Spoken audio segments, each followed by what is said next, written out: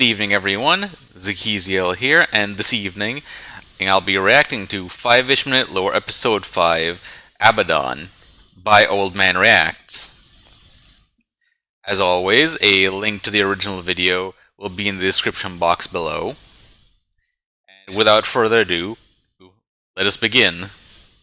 Rather excited to see, the views expressed in 5-ish minute rather lore here, General or both really, warning. what do you views think expressed in of 5-ish minute lore Abaddon the by the Harmless? scholar Pergenium as excess rageous. Prolonged exposure can result in loss of IQ, high blood pressure, random outbursts, and blunt force trauma to the skull. Well, actually, not so harmless, given that the last Black Crusade managed to finally destroy Cadia. Abaddon the Despoiler. Legend says that each time he loses a battle, his top knot gets a little taller, and his arms get a little shorter. Abaddon the Armless. Want a quick summary of who and what Abaddon is? Okay, here we go. Abaddon is that annoying kid in high school whose dad is a total badass and thus spends all of his time massively overcompensating to try to show everyone else that he's a bigger badass than his dad and winds up just looking completely pathetic. The biggest problem with Abaddon is the way he's just supposed to be the champion of Chaos Undivided, while at the same time he inspires as much in the way of leadership and charisma as Dunkin' Donuts can push weight loss programs. Oh, by the way, that thing about him being the champion of Chaos, yeah, he tries to claim that, he simply uses Chaos, but that he isn't controlled by it. And as if the 4 Chaos gods would just give him their power, and he would still have complete independence. Which, if that's really the case, then I guess points to him. But I don't believe it. It's more from a, it sounds like self-aggrandizement. He's the champion because he's supposed to be the champion and not much else. He's the leader of the armies of chaos in much the same way one can claim to be a herder of cats, and frankly it's not all that hard to convince followers of chaos and demons to do something mean-spirited. Hell, all it took for Khorne to get Angron to launch a campaign against the planet was to literally throw him and a bunch of cultists on a ship and dump him into orbit of Armageddon. The forces of chaos made the orcs look like a well-disciplined and drilled force by comparison, and that's not an exaggeration. Meanwhile, Abaddon calls himself War Master, so the title means anything, while Lead Frycook would be more apt and accurate. Abaddon has managed to herd enough cats to launch 13 Black Crusades, and if you need to know what a Black Crusade is, envision every cat lady in the world living in the city of St. Louis, and every once in a while one of the cat ladies finds out that a PetSmart somewhere is having a sale on Special Kitty salmon-flavored kitty treats, and the ad tells them to bring all their feline friends. So basically what happens is out of the city of St. Louis comes a herd of Ford Focuses filled to the brim with cats and cat feces.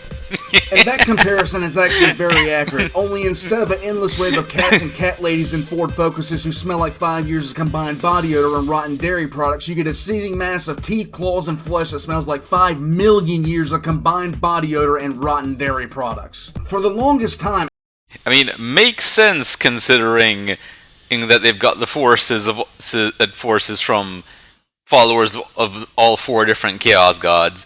Like, if I remember correctly, he's got Death Guard, or the Emperor's Children, World Eaters, and so on, that he is convinced, so to speak, to join. And by convinced, I mean, I heard he did stuff like to get some Noise Marines from the Emperor's Children to join his Black Crusades. He made an example of some by not killing them, but cutting their arms and legs off, and then locking them in a sensory deprivation chamber for a while. Abaddon was pushed forward in our face as the big baddie by GW, but he was about as threatening as a kitten trapped in a wet paper bag. Out of the original 13 Black Crusades, Abaddon has only been nominally successful in some of them. They mainly consisted of So they're all headless and most of them are armless. GW having Abaddon fail drastically, yet somehow claiming victory by achieving some nominal esoteric gain. In the first Black Crusade, he wound up getting a sword that made him stupidly strong, but he still got owned physically and emotionally by a 1,000-year-old Black Templar. The second, third, fourth, fifth, seventh, 8th, and 10th were barely worth mentioning because of how little actually got done during them. The 6th was essentially Abaddon backstabbing another Chaos Warband from his parent Legion. The ninth consisted of Abaddon's Black Legion getting depleted brutally by none other than the Lamenters chapter. And if you're so bad at what you do that the most luckless chapter of Space Marines in history stops you in your tracks, you need to rethink everything. Well, it's either the Lamenters got thrown a bone by the universe, or Abaddon is just the worst. The 11th Black Crusade consisted of Abaddon displaying incredible tactical genius by dropping his entire fleet on top of a wall of orcs, and the Imperials just stood back with confused expressions as the orcs and the Black Legion fought for months until they were forced to retreat. Now, each time you look at one of these abject failures, remember, Abaddon is supposedly the greatest evil mastermind in all of 40k. It doesn't matter that he continuously threw billions, if not trillions, of cultists, demons, and traitor Astartes against Cadia trying to break his defenses only to do absolutely nothing. And don't forget that supposedly, by virtue of him killing the Horus clone that Fabulous Bile made, that is supposed to show that he is superior, at least due to the culmination of his experience and all that, like to Horus, since the Horus clone would have been physically superior to him, and I assume probably had better gear if the clone was outfitted appropriately. Oh no, you see, he was just doing that to distract the Imperium so he could test a curse, or so he could stop a dead saint from ruining his plans for the future, or try to find new ways out from the Eye of Terra. Yeah, or he did it to gain the favor of Tzeentch. Yeah! Now, by the time the 12th Black Crusade rolled around, Abaddon figured he needed to stop being an utter joke. He stole a pair of Death Star on steroid ships called Blackstone Fortresses and blew up one world in the Gothic sector that he was apparently trying to capture. He was in there fighting for 20 years and eventually got ran off by the Imperial Navy, taking both the Blackstone Fortresses back to the Eye of Terra.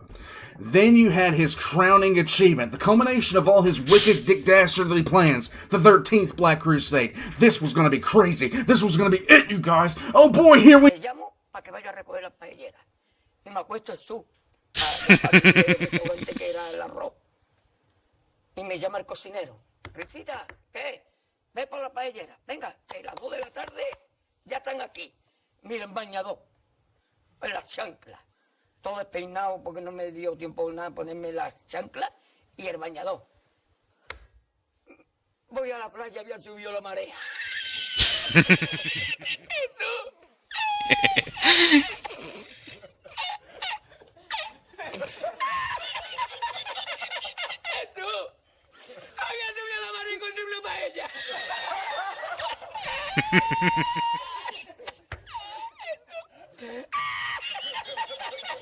Y la encontré porque estaba la paellera agarrada metida entre las piedras de Chipiona del faro.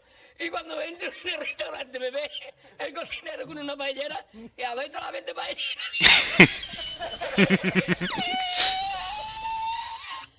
¡Asómate, mira dónde llega el agua! Llegaba el agua hasta el restaurante. Había subido la marea.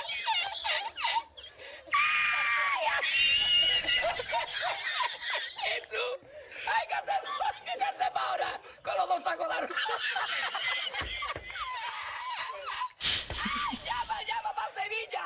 Llama a Sevilla que traigo paella. What a joke. What an utterly pathetic and sad, decrepit joke of a villain. 10,000 years of supposed planning and schemes only to wind up stuck with a foothold on Cadia and his fleet destroyed overhead. What a pathetic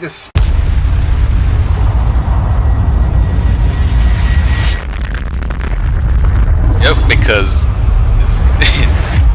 Abaddon was a sore loser and decided to throw a Blackstone Fortress at Cadia to blow it up, using several of his ships to ram the damaged fortress in. Because if I remember correctly, didn't that Blackstone Fortress fight the Phalanx and end up with some space wolves deep striking into it in the which was covered in Battlefleet Gothic Armada too. So the thing got crippled. I feel time has been ripped away somehow. Events are not as I remember them. What's changed?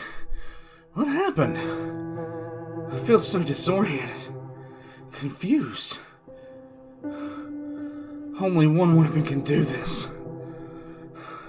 Only one weapon could do this much damage. I'm confused. Lost. GW, deploy the Retconia. Why the Retconia? Where's Cadia? What happened to Cadia?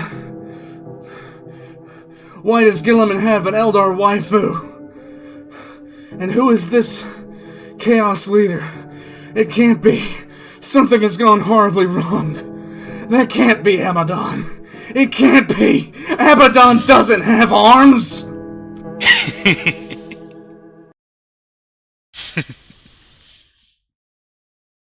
Oh boy, I'm looking forward to the second part. Anyway, thanks for watching with me, and if you enjoyed, feel free to like, comment, and subscribe. I enjoy chatting with you guys, and see you soon in the next video.